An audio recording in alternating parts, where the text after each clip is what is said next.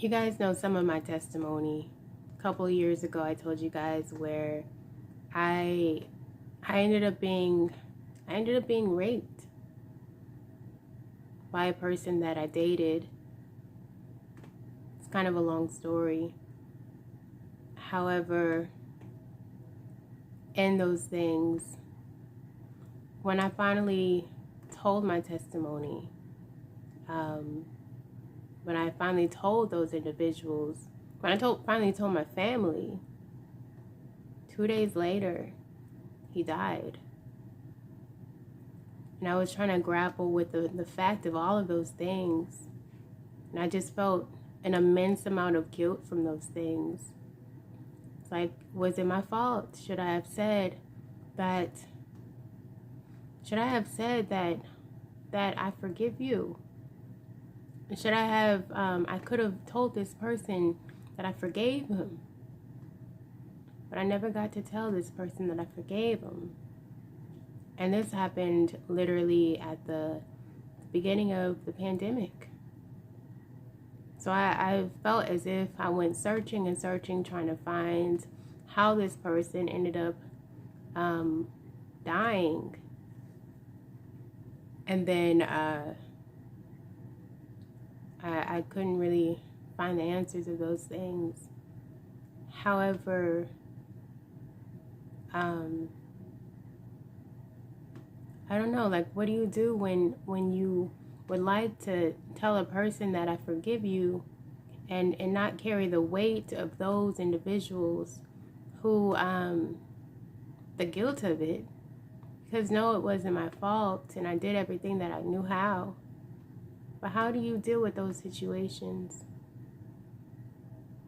So here I was in a situation that I was going to forgive this individual. I was going to tell this person. This person was the very person who, like I said, that incident occurred. And in that incident occurring, he ended up giving me an STD. And when he gave me the STD, I felt very shameful. And it was kind of very shameful, the fact that I literally would walk around campus, and when I finally got that outbreak on my face and having individuals kind of stare at me and look at me like, oh, this person must be, and all the whispers and all of those sorts of things. And I just was wondering, but you don't know what happened. You don't know what actually happened. I forgave that person. Why? You might ask why? Because I was forgiven. Do you know that when that occurred, when I graduated, and it was just like this weird space that I was upset at Christ. And I didn't want to believe that what occurred, because it did. However, when those things occurred, I wanted to live in a fantasy. And in living in a fantasy, I ended up saying, well, all of those other individuals are doing these things, so I might as well. And so then I ended up being in that situation. I ended up dating. I dated a person and we were intimate. I didn't tell the individual. I can name them on my hands in the duration of a few years. But what I'm saying is that that's beyond the point. What I'm saying is that I literally ended up having to go to each and every one of those individuals and telling each and every one of those individuals what occurred and that I'm sorry. I wanted to live in a fantasy that didn't occur to me, but it actually did. And when that actually occurred, and that actually did, and I actually told those individuals were fine. and those individuals forgave me.